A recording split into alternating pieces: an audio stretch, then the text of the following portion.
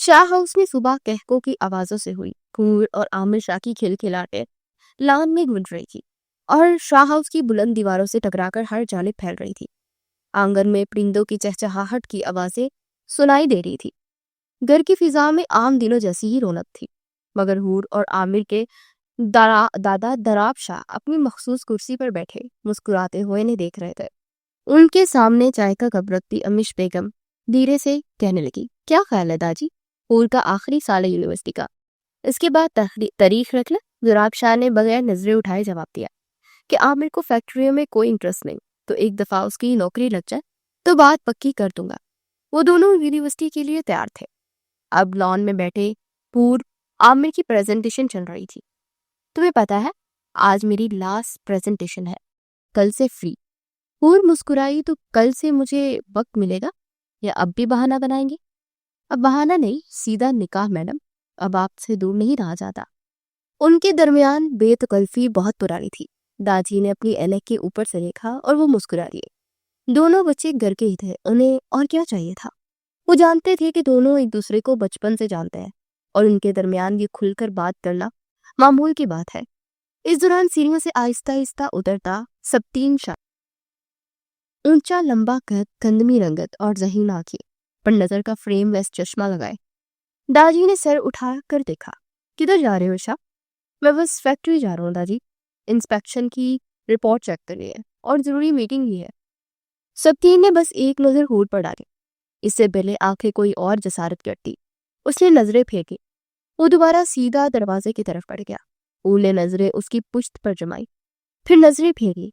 उसे हमेशा सबतीन के मौजूदगी में ऐसा महसूस होता था जैसे वो उसे देख रहा हो। चले, आमिर की घड़ी पर नजर डाल के हूर से कहा, जी चले। हूर अपना बैग कंधी पर सही करती इनके साथ चल पड़ी। हूर और आमिर दुराब शाह के बेटे अहमद और उमर के बच्चे थे और सबतीन शाह दुराब शाह की इकलौती बेटी कुलसूम शाह का बेटा था। कुलसूम शाह के आखिरी अयाम थे जब वो उनके शौहर शाह हाउस आ रहे थे। तभी रास्ते में उनका रोड एक्सीडेंट हो गया। सबतीन के वालिद तो मौका पर ही दम तोड़ के थे, जबकि कुलसूम शाह सबतीन को जन्म देकर दुनिया से रुखसत हो गई। सबतीन शाह के ताया ताई ने उसे मनहूस करार देकर रखने से मना कर दिया। तब से दुराब शाही सबतीन की परवरिश कर रहे थे। सबतीन बचपन से ही अलग थलग रहने वाला बच्चा था, ज़हीन मगर खामोश तबीयत का। उसके लिए दादी की बात हरफे आखिर होती थी। ए हूर और आमिर में कुछ ज्यादा ही बेतकल्फी नहीं है? मिसेस उमर, आमिर की वालिदा ने शौहर से कहा। तो क्या हो गया, बच्चे शुरू से ही एक साथ बने बड़े हैं, अब तो उनकी शादी भी होने वाली है। उमर साहिब ने अखबार से नजर हटाकर सिर्फ एक जुमला कहा। पूर्व यूनिवर्सिटी लाइब्रेरी में बैठी नोट्स बना रही थी। उसके साथ उसकी पुरानी दोस्त अनम बैठी हुई थी। यार हूर, आमिर कितना लती है, उसे तुम जैसी लड़की मिलने वाली है। तुम्हें इसकी कितनी फिक्र होती है, तुम्हें इसके हर पसंद नापसंद के बारे में इल्म है। अनम ने रश्क से कहा, नहीं अनम, मैं ज्यादा लकी, मुझे आमिर मिलने वाला है। आमिर मेरी हर पसंद नापसंद का ख्याल रखते हैं, हर चीज मुझसे पूछ कर करते हैं। कार, तुम दोनों की जोड़ी परफेक्ट है।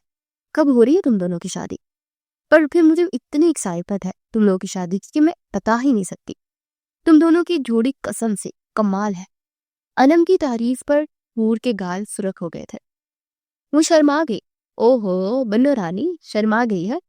बस जैसे ही आमिर को जॉब मिलेगी तो हमारी शादी की डेट रख दी जाएगी। जॉब की क्या जरूरत है, इतनी ज्यादा फैक्ट्री है तुम लोगों की। यार दरअसल आमिर की ख्वाहिश है कि मल्टीनेशनल कंपनी में वो काम करना, और वैसे भी उसे फैक्ट्री में कोई इंटरेस्ट नहीं है। फैक्ट्रियां सब तीन देखता है। अच्छा चलो, अल्लाह तुम दोनों के लिए बेहतर करे। आमिर, वो ने मुस्कुरा कर कहा। शाम में सब घर आए। आमिर के हाथ में मिठाई का डिब्बा था। खुशखबरी है, नौकरी लग गई। पूरे शाह हाउस में खुशी की लहर दौड़। आमिर की मल्टीनेशनल कंपनी में अच्छी जॉब लग गई थी। हूर तो हद से ज्यादा खुश थी। अमीश बेगम तो बेटी के गले लग गई। खुश रहो मेरा बच्चा, आमिर की नौकरी शुरू हो गई है। वहीं दूसरी जानब घर में उन दोनों की शादी की डेट भी फिक्स कर दी गई थी। 2 महीने बाद की डेट रखी गई थी। उन दोनों की शादी से हर कोई खुश था, सिवाय एक कमरे में अपनी रॉकिंग चेयर पर झूलते वजूद के। सब तीन शाह की मोहब्बत को किसी और के नाम होता दे دیکھ رہا تھا دکھتے دل کے ساتھ، مگر وہ بہلا رہا تھا خود کو۔ حور تو کبھی اس کی تھی ہی نہیں۔ اس کے ذہن میں کچھ عرصے پہلے حور اور اس کی دوست کی گفتگو چلنے لگی۔ جب کچھ عرصہ پہلے حور بیمار ہوئی تھی اور انم اس کی طبیعت کا پتہ کرنے اس کے گھر آئی تھی۔ سپتین کو جب خبر ہوئی حور بیمار ہے تو اس کے لیے اس کے پسندیدہ گلاب کا بوکے لے کر آیا۔ انم خاموشی سے سپتین کو دیکھ رہی تھی۔ سپتین بوکے حور کے پاس رکھ کر باہر جانے لگا۔ جب دونوں کی گفتگو سن کر وہ تھم گیا۔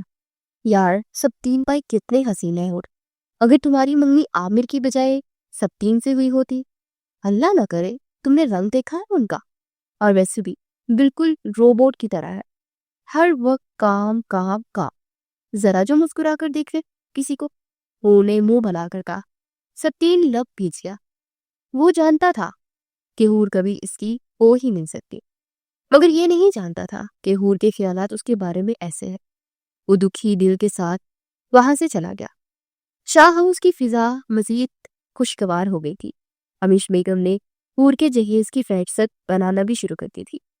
جبکہ حور یونیورسٹی میں مصروف تو کبھی عامر کے ساتھ آنے والی زندگی کے خواب دیکھتی۔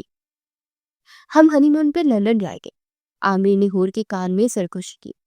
پہلے شادی تو ہونے لے دے، حور نے جھیم کر کہا۔ یار تم تو ہر بات میں فلسفہ ڈال دیتی ہو۔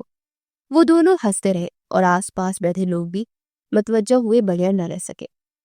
اسی دن شام جب وہ واپس گھر آئے تو مرکزی دروازے کے قریب سے گزرتے ہوئے سپتین شاہ لان کی کرسی پر بیٹھا تھا۔ وہ بظاہر موبائل پر کچھ کر رہا تھا، مگر اس کی نظریں ایک لمحے کے لیے حور اور عامر پر ٹھہر گئی۔ حور کی نظریں اچانک اس پہ پڑی، مگر سپتین نے نظریں نہیں ہٹائی۔ حور بھی ٹراس کی کیفیت میں سے دیکھتے رہے، جانے ان آنکھوں میں کیا تھا جو وہ اندر سے چپ سی ہو گئی تھی۔ وقت آہستہ آہستہ اپنی مدار پر چلتا گیا۔ یونیورسٹی کے کورس وقت کا آخری مرحلہ شروع ہونے والا تھا۔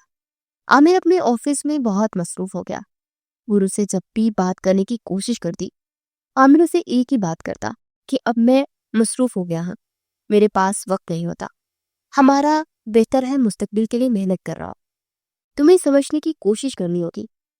ایسا نہیں تھا کہ حور سمجھ نہیں رہی تھی، حور سمجھتی تھی، مگر اس کا دل کا کیا کرتی جو ہمک ہمک کر عامر سے بات کرنے کی خواہش کرتا تھا۔ انہوں نے کافی حد تک خود پر بند بھی باندھ دیا تھا۔ بچپن پرانی عادت تھی، ہر چیز عامر کے ساتھ شیئر کرنے کی۔ اگلی صبح بھی یوں ہی ہوئی۔ حور ناشتے کی ٹیبل تک آئی تو عامر جلدی جلدی ناشتہ کر رہا تھا۔ حور اس کے پاس بیٹھی، مگر وہ موبائل پر مصروف تھا۔ عامر مجھے یونیورسٹی چھوڑ دو گے؟ حور نے کہا۔ سوری یار، ضروری میٹنگ ہے، عامر کہہ کر جلدی سے نکل گیا۔ پیچھے حور بیٹھی رہ گئے۔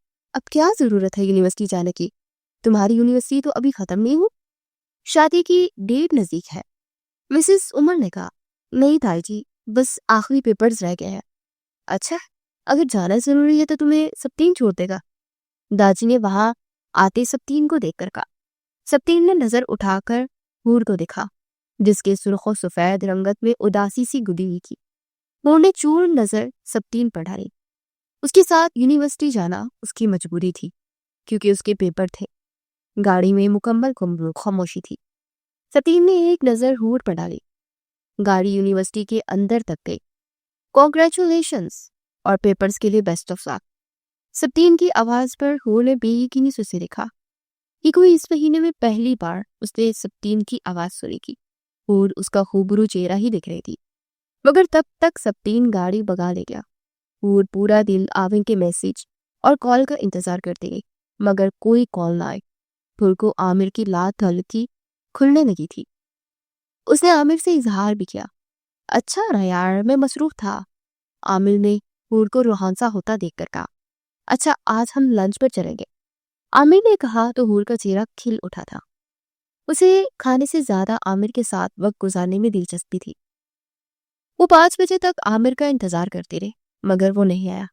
ملاخیر تنگ آ کر حور واپس کمرے میں جانے لگی۔ جب عامر آفس سے آیا، سوری میٹنگ تھی، آ جاؤ چلے۔ وہ حور کا ہاتھ تھام کر اسے لے گیا۔ دروازے پر کھڑا سپتین دونوں کو دیکھتا رہا۔ عامر حور کو کھانے کے بجائے ایک شاپنگ مال کے فوڈ کورٹ میں لے گیا۔ वहां भी वो बार बार फोन चेक करता रहा। हूर ने कहा, काफी दिनों बाद मिल रहा है, क्या इतना मसरूफ हो गया? सच्ची यार, हूर काम बहुत सारा है, अब सब कुछ वैसा नहीं रह सकता, समझने की कोशिश करो। हूर खामोश हो गई। समझ तो वो रही थी, बस कबूल करना थोड़ा सा मुश्किल था। उन्होंने मिलकर लंच किया। आमिर ज्वेलरी शॉप में गया और समझी कि उसके लिए कोई तोहफा ले रहा है। अगर जब वापसी पर आमने में से कुछ नहीं दिया तो वो खामोश हो गई। वापसी पे रास्ते में दोनों ने बमुश्किल बात की। गाड़ी में वही फासला था जो लफ्जों में अब आ चुका था। वो पेपर्स में बिजी थी। सबतील उसके पेपर में बिल्कुल कमरे की हो जाने वाली आदत से वाकिफ था, इसलिए रात को खाने की टेबल पर वो मौजूद नहीं थी। आधी रात को सबतीन किचन में अपने लिए चाय बना रहा था जब हूर खाना देने किचन में आई, मगर सबतीन को देखकर झिझक गई। पेपर्स कैसे जा रहे हैं? सबतीन के सवाल पर माइक्रो में खाना गर्म करती हूर चौंकी। अच्छे जा रहे हैं। हूर ने अपने कप में चाय डालते देख कीर्ति को देखा। शायद उसमें थोड़ी सी चाय हो, उसे वैसे भी चाय की तलब हो रही थी।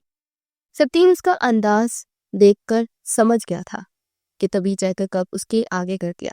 चाय पियोगी? मैं एक कप पी चुका हूँ, जाया ना हो जाए, इसलिए दूसरा जबरदस्ती पीने लगा था। सबतीन की बात पर हूर ने चमकती आंखों से चाय के कप की जानी देखा और सर हिलाती चाय अपने कमरे में ले गई। पीछे सबतीन की तो जैसे तलब ही पूरी हो गई थी। आज तो आखिरी एग्जाम था यार, मुझे अजीब सी घबराहट हो रही है। हूर ने कहा। अलम ने हैरत से कहा, पहली बार तुम्हें ऐसे देख रही, हमेशा तो सबसे पहले तैयार होती थी। हूर खामोश रही। जब उसे आमिर का मैसेज आया, आज वापसी पर मैं तुम्हें पिक करूंगा, साथ वक्त भी गुजार लेंगे और तुम्हारे पेपर खत्म होने की भी खुशी सेलिब्रेट कर लेंगे।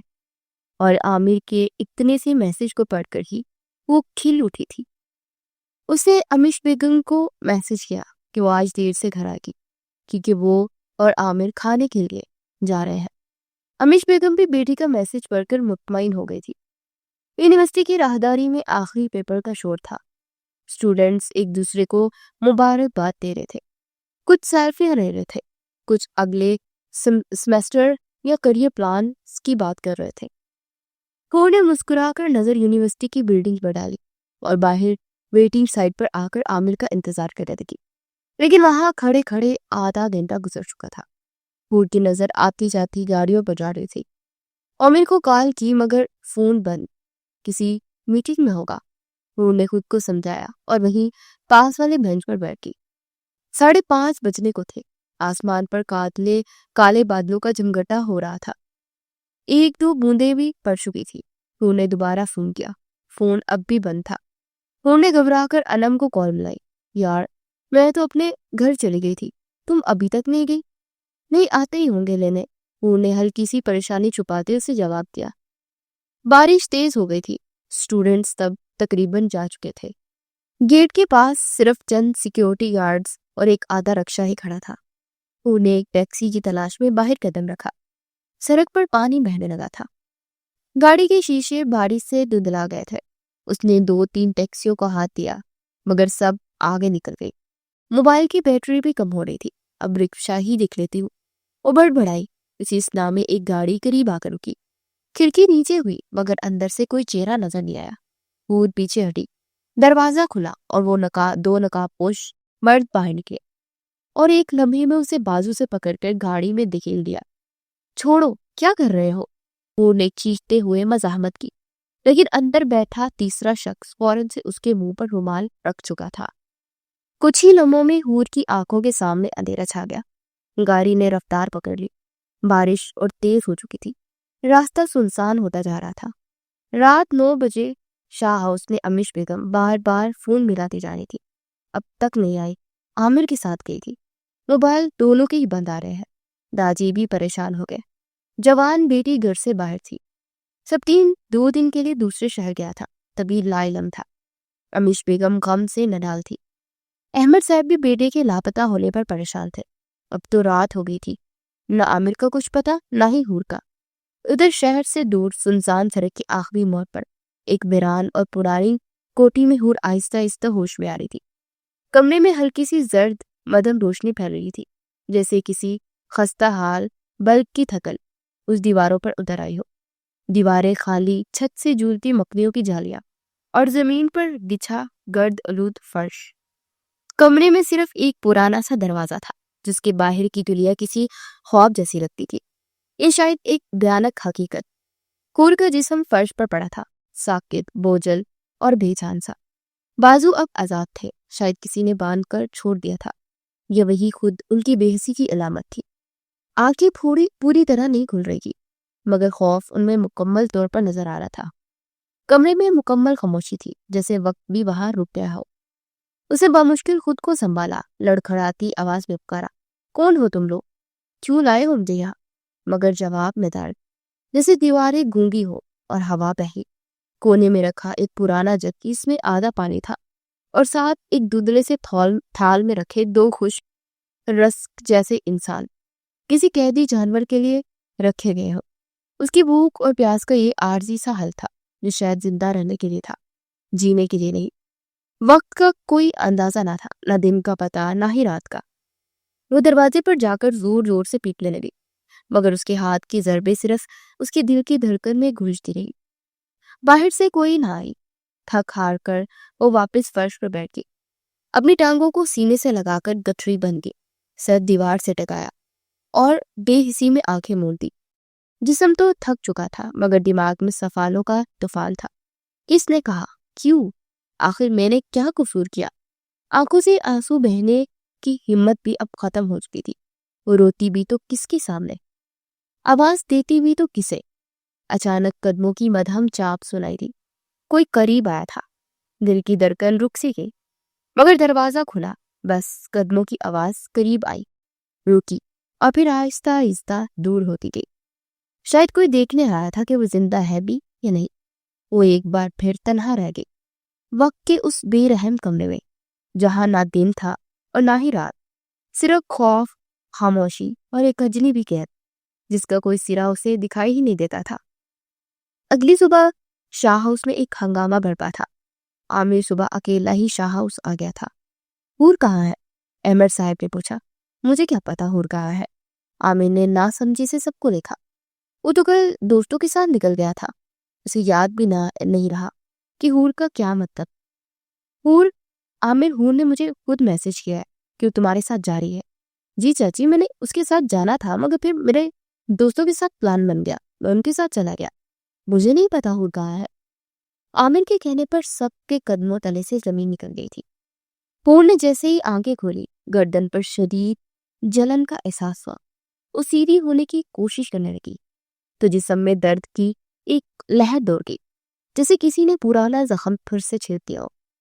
کمرہ وہی تھا، اجنبی، سنسان، بے جان دیواریں اور وہی ایک دروازہ جو ہر سوال پر خاموش رہتا تھا۔ مدھم روشنی کا واحد ذریعہ وہ بلب تھا جو بار بار چپک رہا تھا، جیسے ساز سے گل رہا ہو، کبھی دھندلا، کبھی روشن اور کبھی مکمل بجھ جانے کے قریب۔ حور کے دل کی گھبراہٹ میں اضافہ اس وقت ہوا جب اس نے اندازہ لگایا کہ رات گزر چکی ہے، نہیں شاید ایک دن سے بھی زیادہ۔ وقت کی ترتیب اس قید میں کہیں کھو گئی تھی۔ کبھی کبھار کوئی آتا، خاموشی سے ایک پلیٹ اور جگ رکھ کر چلا جاتا، نہ نظریں ملاتا، نہ بات کرتا۔ حور بار بار دروازے کے قریب جا کر چیختی، کیا چاہتے ہو تم لوگ؟ کیوں قید کیا ہے مجھے؟ مگر دروازہ ہر بار ایک مردہ دیوار کی طرح خاموش رہتا۔ کبھی کبھار قدموں کی چاپ سنائی دیتی، جیسے کوئی قریب سے گزرا ہو، مگر وہی پرانی خاموشی۔ پھر کسی پہر نہ دن کا اندازہ، نہ ہی رات کا۔ اچانک دروازہ کھلا، دو افراد اندر داخل ہوئے۔ ایک نے سر جھکایا اور سخت لہجے میں بولا، چلو۔ کہاں؟ تم کون ہو؟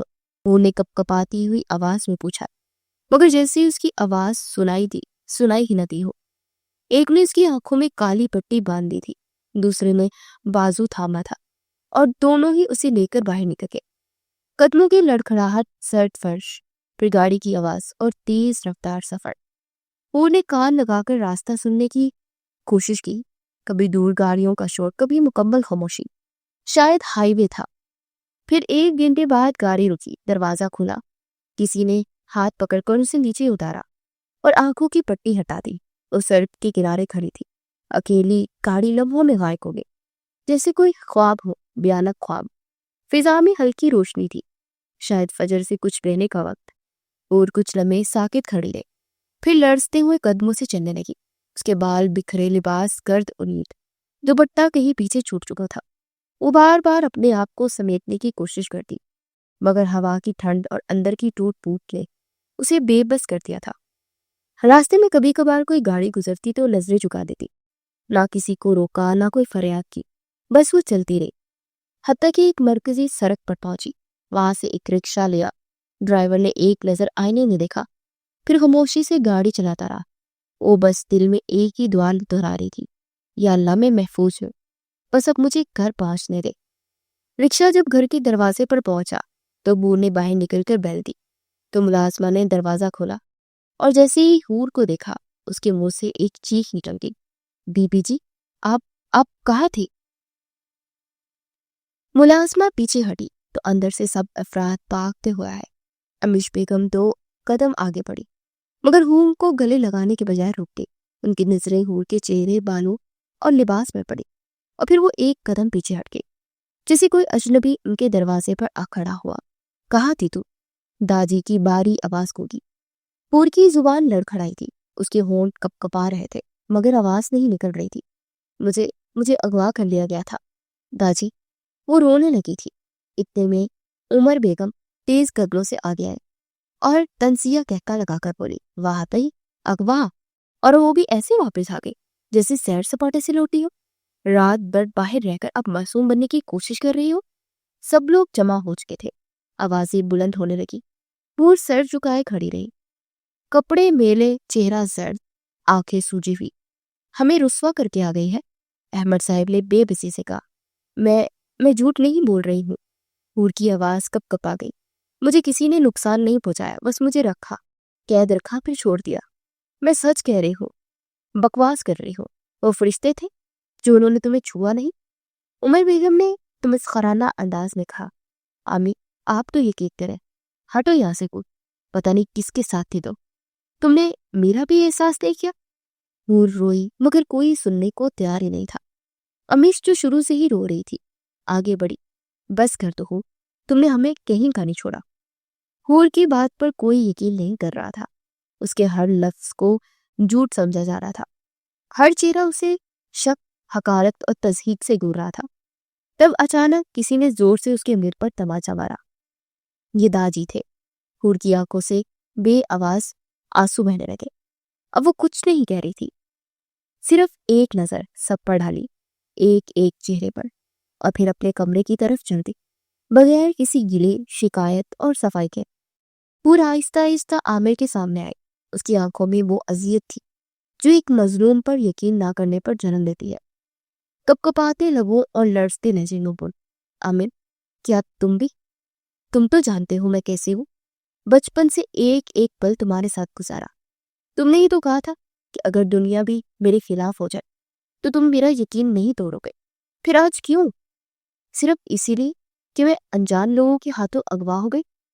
تم جانتے ہو میں نے ان دنوں صرف اللہ سے دعا کی کہ زندہ واپس لوٹ آؤ، تمہیں ایک دفعہ دیکھ لو، اور جب لوٹی تو یہاں میرے اپنوں نے میرا وجود قبول کرنے سے ہی انکار کر دیا۔ تمہاری ماں نے میری طرف دیکھا بھی نہیں، یقین کرنا دور کی بات۔ مجھے اپنے دکھ سے زیادہ یہ تکلیف ہے کہ تم نے وہی بات دہرا دی جو باقی سب کہہ رہے تھے۔ تم نے بھی مان دیا کہ میں جھوٹی ہوں، گناہ گار ہوں۔ حور کی آنکھوں سے بے اختیار آنسو بہنے لگے، مگر اس کی آواز میں تلخی نہیں، صرف دکھ تھا۔ عامر، میں نے کچھ غلط نہیں کیا، اگر تم ہی میرا یقین نہیں کرو گے تو پھر کس سے امید رکھوں میں؟ اس کے الفاظ ہوا میں بکھر گئے، مگر خاموشی میں ایک طرف تھی، ایک وفادار دل کا ٹوٹنا تھا۔ اے لڑکی، تم کیا میرے بیٹے کا دماغ خراب کر رہی ہو؟ میں نے تو کبھی تمہیں بہو نہ بناؤ جو ایک نہیں کتنی راتیں باہر گزار کر آئی ہو۔ عمر بیگم نے غصے سے کہا۔ عامر نے حور کو دیکھ کر استازیہ مسکراہٹ اس کی جانب بچھا دی۔ ماں، آپ کو لگتا ہے کہ میں ایک ایسی لڑکی کے ساتھ شادی کروں گا جس کے کردار کی گواہی اس کی اپنی ماں نہیں دے سکتی؟ عامر نے اس کے دل پر لفظوں سے خنجر چلایا۔ وہ خاموشی سے وہاں سے چلی گئی تو کمرے میں آئی اور فرش پر بیٹھتی چلی گئی۔ سبٹین واپس آ چکا تھا۔ گھر میں پھیلی خاموشی اسے عجیب تو لگی، मगर पहले उसकी कहाँ आदत थी पूछने की। झटका तो उसे तब लगा जब दादी उसके पास हूर का रिश्ता लेकर आए। उन्होंने कहा कि आमिर किसी और को पसंद करता है, हूर से वो निकाह करके खानदान की इज्जत बचा ले। दादी ने सबको हुक्म दे दिया था कि कोई सब्तीन को उन 4 दिनों का नहीं बताएगा, और खानदान से बाहर बात गई तो बहुत बदनामी होगी। शाम को दादी हूर के कमरे में पहुंचे। तुम्हारा निकाह सब्तीन से हो रहा है, निकाह की तैयारी कर लो, इस जुमे को निकाह है तुम्हारा। हूर सिसक उठी। सब्तीन को सोचते उसके रोंगटे खड़े हो गए। मैं ये निकाह नहीं कर सकती, प्लीज दादी, ये इज्जत का मामला है। अगर खानदान से बाहर कोई और रिश्ता तलाश किया तो लोग यही कहेंगे कि जो लड़की रात बाहर रही अब उसे छुपाने के लिए रिश्ता ढूंढा जा रहा है। बेहतरी इसी में है, जितनी तुम बेइज्जती करवा चुकी हो हमारी, उतना काफी है। चुप करके रजामंदी दे दो। हूर इतने बड़े तंज के बाद चुप हो गए, कुछ बचा ही नहीं था कहने को। सब्तीन ताजी के जाने के बाद कितने लम्हे सोचता रहा। हूर और वो सीधा हूर के कमरे की तरफ गया, दरवाजे को खटखटाया। हूर सब्तीन को सामने देखकर हैरान हुई। तुम दादी का इनकार क्यों नहीं कर रही हो?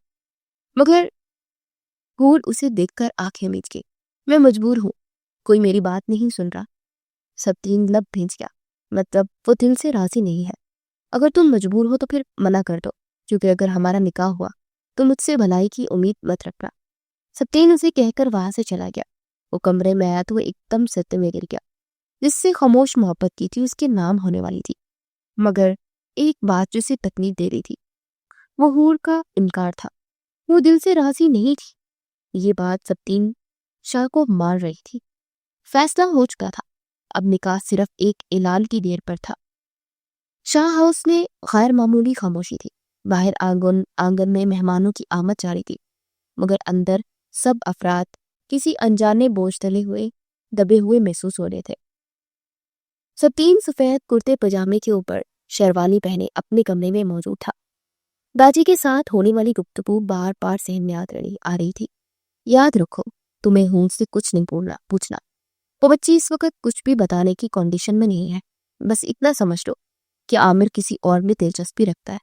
दादी ने साफ लफ्जों में कहा था, और यही हदायत सबको भी दी थी कि ना कोई सवाल करेगा और ना ही कोई जिक्र करेगा, और ना ही सब्तीन को उन रातों का बताएगा। सब्तीन के दिल में हलचल थी, मगर चेहरे पर सख्ती का मास्क चिपका हुआ था। दूसरी जानिब हूर अरूसी जोड़े में तैयार बैठेगी। अमीश बेगम उसके साथ थी, मगर उनके चेहरे पर माँ वाली मोहब्बत से ज्यादा बेबसी और दबाव था। जो हूर मुसलसल नजरें झुकाए बैठी थी, जैसे अभी वो किसी और के फैसले की कीमत खुद अपने वजूद से चुकानी उसे पड़ रही हो। अम्मी, क्या वो जानते हैं आमिर ने रिश्ता क्यों तोड़ा? हूर ने देर से सवाल किया। अमीश बेगम चौंक गए। नहीं, बस वो इतना जानता कि आमिर किसी और को पसंद करता है, इसलिए रिश्ता तोड़ा है। तुम भी कुछ नहीं बताना, दादी ने सख्ती से मना किया। हूर ने सर झुका दिया, जैसे उसने खुद को हालात के हवाले कर दिया। नीचे सब तैयारियां मुकम्मल हो चुकी थी। मौलवी साहब आ चुके थे। सबकी नजरें दुल्हा दुल्हन पर थी। सब्तीन और हूरिया ने निकाह कबूल किया और निकाह नामे पर दस्तखत हो गए। हूर वहीं बैठी रही, जबकि सब्तीन को जाने अचानक क्या हुआ कि उठकर चला गया। सबने उसकी गैर मौजूदगी नोट की, मगर किसी ने कुछ नहीं कहा। रात गहरी हो चुकी थी। शाह हाउस के बाकी कमरों की बत्तियां बुझ चुकी थी, मगर एक चीज बदल गई थी। वो कमरा जो सिर्फ सब्तीन का था, अब हूर को सब्तीन के कमरे में बिठा दिया गया था। उस जोड़े के बोझ से कांधे झुके हुए थे। नजरें दरवाजे पर चली गई, जहां से अभी तक कोई नहीं आया था। कुछ ही देर बाद दरवाजा खुला। सब्तीन अंदर आया। वो शादी की शेरवानी उतारकर अब इनर के बटन खोलते हुए आहिस्ता आहिस्ता अपने कदम हूर की जानिब बढ़ाने लगा। चेहरे पर संजीदगी थी। यही ख्वाब उसने देखा था। हूरिया ने चेहरा उठाकर उसे चौंक कर देखा, मतलब सब्तीन आगे बढ़ा। कदमों की चाप के साथ साथ हूर के दिल की धड़कन भी बढ़ रही थी। दिल खौफ से ताजा था। उसे 2 दिन पहले सब्तीन की बात याद आई कि निकाह से इनकार कर दे, ये तो वो आगे खुद जिम्मेदार हो गई। मगर जहां उसके साथ इतना कुछ हो गया, वहां ये भी सही। वो आंखें बंद कर गई, यहाँ तक कि सब्तीन उसके करीब तर आ गया। कपड़े बदल लो, थक गई होगी। सब्तीन की बारी आवाज पर वो चौंक सी गई। उसने होले बनकर सब्तीन को देखा। وہ تو سمجھ رہی تھی کہ وہ آئے گا اور اس کے منہ پر تھپڑ مار دے گا، مگر سبتین نے ایسا کچھ نہیں کیا۔ اس نے کپڑے تبدیل کیے اور خاموشی سے جا کر بیڈ پر لیٹ گیا۔ میں جانتی ہوں میں عامر کی نہیں رہی، تو اس لیے آپ پر تھوپی گئی ہی۔ بیڈ پر لیٹتے سبتین کا وجود ساکت ہوا، چہرہ سخت اور سانس بے قابو ہو چکی تھی۔ اسے کچھ دیر پہلے کچھ تصویریں موصول ہوئی تھی، انہیں دیکھنے کے بعد وہ گنگ ہو گیا تھا۔ اسے غصہ اس بات کا نہیں تھا کہ حور کے کردار خراب ہونے کے بعد اسے آپشن سمجھا گیا تھا، دکھ اسے اس بات کا تھا کہ اس سے اتنی بڑی بات چھپائی گئی۔ وہ تو حور کو ہر حال میں قبول کر سکتا تھا، مگر یہ زیادتی تھی اس کے ساتھ۔ رات آنکھوں میں گتی، جانے کون سے لمحے تھے۔ رات کو تھک کر حور اس کے پہلو میں لیٹ گئی تھی۔ سبتین نے چہرہ اس کی طرف کیا، اپنے گندمی ہاتھ اس کے چہرے کی طرف بڑھایا اور پھر روک لیا۔ اس کی سفید چہرے پر اپنا گندمی ہاتھ اسے اچھا نہیں لگا تھا۔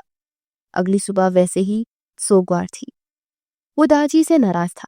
آپ نے مجھ سے اتنی بڑی بات چھپائی داجی؟ سبتین نے دکھ سے داجی کو کہا، بیٹا ہم مجبور تھے۔ آپ مجبور نہیں تھے، آپ غصے میں تھے۔ داجی بجائے آپ نے پتہ کروانے کے کہ حور کے ساتھ اس روز ہوا کیا تھا، آپ نے ان کا نکاح میرے ساتھ کر دیا۔ کیا پتا سبتین، کیا پتا کرواؤ؟ وہ جو کہہ رہی ہے تمہیں لگتا ہے وہ سچ ہو سکتا ہے؟ مجھے یقین ہے وہ سچ کہہ رہی ہے اور میں پتہ کر کے رہوں گا۔ سبتین غصے سے کمرے سے نکلا۔ حور اسے غصے میں دیکھ کر سہم گئی تھی۔ سبتین لمبے لمبے ڈھک پڑتا اس کے پاس آیا کہ انہیں پتہ تو نہیں لگ گیا۔ حور نے خوفزدہ ہو کر سوچا، کہاں تھی تم 4 دنوں سے حور؟ اور وہ ہی ہوا جو حور نے سوچا تھا۔ بھاگ گئی تھی، میں بھاگ گئی تھی۔ کس کے ساتھ؟ منہ کالا۔ حور، سبتین کی دہاڑ پر وہ سہم کر چپ ہو گئی۔ وہ اتنی زیادہ فرسٹریشن میں تھی کہ اب اپنی صفائی دینے کے بجائے سب کی سوچوں پر مہر لگا رہی تھی۔ تو کیا کرو؟ جتنا مرضی بول لو، سر رگڑ لو، یقین تو آپ لوگوں نے کرنا تھی، تو بہتر نہیں ہے جو آپ لوگ سننا چاہتے ہیں میں وہی بول لوں؟ حور نے چیخ کر کہا۔ سبتین کے ماتھے پر پڑے بل کم ہوئے۔ اسے حور سے غصے سے بات نہیں کرنی چاہیے تھی۔ سبتین نے اسے کانپتا دیکھ گلے لگا لیا۔ حور کا وجود ساکت ہو گیا تھا۔ اپنے کمرے میں کھڑے عامر نے اس منظر کو بڑی نفرت سے دیکھا۔ ریلیکس ہو جاؤ، میں کچھ نہیں پوچھ رہا، آہستہ بولو، کوئی سن لے گا۔ سبتین اسے ریلیکس کر رہا تھا۔ حور کو احساس ہوا کہ وہ کیسے کھڑی ہے۔ واہ غزل، تمہاری غیرت کو سلام۔ تبھی وہاں عامر آ گیا۔ صحیح ہے، تم داجی کے احسانوں کو اتار رہے ہو۔ صحیح دماغ استعمال کیا داجی نے۔ عامر نے حقارت سے حور کو دیکھا۔ سبتین بغیر عامر کی بات کا جواب دیے حور کو وہاں سے لے گیا۔ حور سے گھر والے کم بھی بات کرتے تھے۔ سبتین کی کوشش ہوتی تھی کہ وہ نارمل ہو جائے، مگر حور کے لیے نارمل ہونا جیسے ناممکن سا ہو گیا تھا۔ مجھے تم پر یقین ہے حور، میں تمہیں بے گناہ ثابت کر کے رہوں گا۔ سبتین نے حور کا ہاتھ تھام کر کہا۔ کیا فائدہ، گھر والوں کو تو یقین نہیں ہے۔ حور نے مایوس ہو کر کہا۔ جب وہ عامر کو دیکھتی یا تائی کو دیکھتی ان کے الفاظ یاد آتے۔ ان دنوں عامر کی نئی زندگی بھی شاہ ہاؤس کے افراد کے لیے خوش کن موضوع بن گئی تھی۔ عامر کی بیوی نمرا سارا دن گھر میں چہکتی پھرتی تھی۔ وہ اکثر پردے کے پیچھے سے یہ سب دیکھتی۔ دل میں سوال آتا، کیا واقعی عامر کو کبھی اس بات کا افسوس نہیں ہوگا کہ اس نے حور کو چھوڑ دیا؟ وہ سوچتا نہیں ہوگا کیا کہ حور واقعی سچ بول رہی تھی؟ ایک ایسی محبت تھی جو یقین ہی نہ کر سکی۔ حور بیڈ پر بیٹھی رہ گئی۔ سبتین فیکٹری سے آیا تو حور کو عامر کی تصویر پکڑے دیکھ کر وہ غصہ ہو گیا۔ اس روز پہلی دفعہ سبتین نے اسے ڈانٹ بھی دیا اور سبتین کے غصے سے سہم سی گئی۔ جہاں وہ پچھلے 1 مہینے سے اس کا اتنا دھیان رکھ رہا تھا، وہاں یہ ڈانٹ حور کو بدگمان کر گئی۔ وہ عامر کی تصویر دیکھ کر اسے یاد نہیں کر رہی تھی، بلکہ اپنے موبائل سے اس کی یادیں مٹا رہی تھی۔ سبتین جانتا تھا کہ حور اس سے ناراض ہو گئی ہے، تبھی وہ جلدی سے گھر آ گیا تاکہ حور کو باہر لے کر جا سکتا۔ اس شام کو جب سبتین اوپر کی طرف جا رہا تھا تو عامر کے کمرے کے باہر سے گزرتے اسے آواز آئی، تمہیں ڈر نہیں لگتا کہ اگر حور کو پتہ چل گیا تو؟ یہ آواز نمرا کی تھی۔ عامر نے جواب دیا، وہ سادہ لڑکی تھی، اسے کچھ سمجھ نہیں آ رہا ہے، اگر پتہ چل بھی جائے تو کیا کر لے گی وہ مجھے جان چھڑوانی تھی اس سے، کیا کرتا؟ تمہیں دیکھتی ہی میں تم پر اسیر ہو گیا تھا یار۔ عامر نے نمرا کا ہاتھ پکڑا. تمہیں یاد ہے اوالی رات میں نے خود پلان کیا تھا. بس ایک رات کا چکر تھا وہ تو. میرے دوست کی غیر موجودگی کی وجہ سے اسے 2-3 دن مجھے اور قید رکھنا پڑا. مگر خیر اب سب کچھ صحیح ہو گیا ہے اور میری اس سے جان چھوٹ گئی اور آج تو میری بیوی بن گئی. اس نے نمرا کو بازو سے پکڑ کر اپنی طرف کھینچا اور وہ اس کے سینے سے لگ گئی. باہر کھڑے سبتین نے غصہ ضبط کیا. موبائل پر دونوں کی باتیں ریکارڈ ہو رہی تھی. آج وہ اپنی حور کو بے گناہ ثابت کر دیتا. سبتین کمرے میں آیا تو حور اسے دیکھ کر جانے لگی. میری بات سنو حور. سبتین نے حور کو پکارا مگر اس نے انسنا کر دیا. تبھی سبتین نے ریکارڈنگ پلے کر دی. حور کے قدم وہی رک گئے. دل کی دھڑکن جیسے بند ہو گئی. اس نے خود کو دیوار کے ساتھ لگایا اور سانس روک کر سننے لگی. نمرا کی ہنسی پر تو جیسے اس کے دل پر درد اٹھنے لگا. عامر کی آواز تھی. باقی ویسے ہی حور سے سب بدگمان ہو گئے تھے. داجی کو میں نے کہا کہ میں کسی اور سے شادی کرنا چاہتا ہوں. انہوں نے میری بات مان لی اور ایسے تم میری بیوی بن گئی اور اس حور کو سبتین کے پلے باندھ دیا. ویسے بھی سبتین کی زندگی میں تو کچھ تھا نہیں. وہ ہمارے ٹکڑوں میں ہی پل رہا ہے. داجی کی بات تو اس کے لیے پتھر پر لکیر ہوتی ہے. وہ کیسے انکار کرتا؟ ہمرا عامر کو دیکھ کر مسکرائی. اسے بھی حور پہلے روز سے ہی پسند نہیں تھی. حور نے آنسو بھری نظروں سے سبتین کو دیکھا. تمہیں بے گناہ ثابت کر کے رہوں گا. سبتین خاموشی سے موبائل اٹھا کر کمرے سے باہر نکل گیا. نیچے صحن میں داجی اپنی مخصوص کرسی پر بیٹھے شام کی چائے کے گھونٹ دے رہے تھے. ان کے پاس امیش بیگم اور رفیہ بیگم بھی موجود تھی. سبتین نے سلام کیا, موبائل ان کے سامنے رکھا اور بغیر کچھ کہے ریکارڈنگ پلے کر دی. جیسے ہی نمرا کی سازش, عامر کی اعترافی گفتگو اور سب حقائق سامنے آئے, رفیہ بیگم کا چہرہ سفید پڑ گیا. داجی آنکھیں بند کر کے پوری بات سنتے رہے اور ایک دم سے کھڑے ہوئے. انہوں نے ملازم کو اشارہ کیا. لمحوں میں عامر کو وہاں لا کر کھڑا کر دیا. اس کی بیوی بھی پیچھے پیچھے ہی آئی. عامر نے ریکارڈنگ سنی. پہلے جٹلانے کی کوشش کی مگر پھر داجی کے لہجے اور سبتین کی آنکھوں کی سنجیدگی نے اسے خاموش کر دیا. پھر آخر کار اس نے کہا, چلو مان لیا میں نے کیا, لیکن کیا فرق پڑتا ہے؟ آپ نے جو کرنا تھا کر تو لیا ہے. اس بہانے آپ کے چہیتے کا نکاح ہو گیا. داجی کرسی سے اٹھے اور اس کے منہ پر تھپڑ دے مارا. اتنا گھناؤنک ہے, گھر کی بچی کی عزت خراب کرنے کی کوشش کی. ایسے شخص کی ہمارے خاندان میں کوئی جگہ نہیں. اپنی بیوی کو لو اور دفع ہو جاؤ. مگر داجی, مسز عمر نے کچھ کہنا چاہا. سب چپ تھے. عامر کے چہرے پر ہوائیاں اڑ رہی تھی مگر اب اسے کچھ کہنے کا حق نہیں تھا. داجی نے حور کو بلوایا جو فاصلے پر سب کو دیکھ رہی تھی. داجی نے ہاتھ اس کے سامنے جوڑے. بیٹا ہمیں معاف کر دو, ہم نے تمہارا اعتبار نہیں کیا. امیش بیگم بھی آگے آئی مگر حور سبتین کے پیچھے ہو گئی, جیسے ان سب سے ملنے سے انکار کر دیا. سبتین نے اس کی بات سمجھتے اسے ہاتھ سے تھاما اور کمرے میں لے آیا. حور بے یقینی سے سبتین کا چہرہ دیکھ رہی تھی اور پھر بھاگتے ہوئے اس کے سینے سے لگی. میری بے گناہی ثابت ہو گئی سبتین, میری بے گناہی. وہ ہچکیوں سے رو رہی تھی. سبتین نے نرمی سے حور کی ٹھوڑی تھامی اور اس کی جھکی نظریں اٹھائی. اگر آج یہ ثبوت مجھے نہ بھی ملتے حور تو سبتین تو پھر بھی تمہارا یقین کرتا. سبتین نے اس کے ماتھے پر لب رکھے. حور کی پلکوں پر آنسو نکل کر گالوں پر پھسل گئے.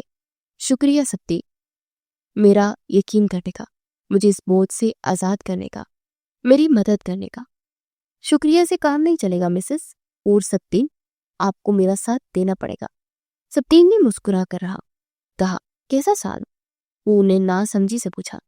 میرے ساتھ میں بارش میں بھیگنا پڑے گا, میرے ساتھ وقت گزارنا پڑے گا, میرے ہاتھ کی چائے پینی پڑے گی, مجھے اپنی کھلکھلاٹیں سنانی پڑے گی. اور سبتین کی باتوں پر کھلکھلاتی چڑھ گئی. اللہ, اب بولتے بھی ہیں سبتین.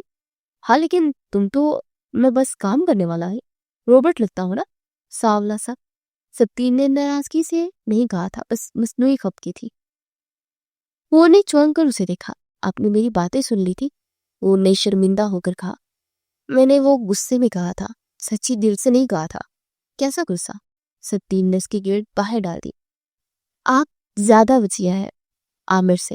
تو جب انم یا کوئی اور آپ کی تعریف کرتا تھا تو میں غصے سے کہہ دیتی تھی سوری، اور اس نے اس کے دل سے آخری بات بھی نکال دی تھی، شرطیں تمہارے سامنے رکھتی ہیں، میں نے دیکھ لو قبول ہے تو معافی مل جائے گی۔ سبطین نے شریر لہجے میں کہا، مجھے آپ کا ساتھ اور آپ کا ساتھ سب قبول ہے سبطین شاہ، کیونکہ آپ میرے محافظ ہیں۔ اس نے اپنے بازو سبطین کے گلے میں ڈال کر ایڑی اونچی کرتے اس کے کان میں سرگوشی کرتے اسے اس کے صبر کا پھل دے دیا تھا۔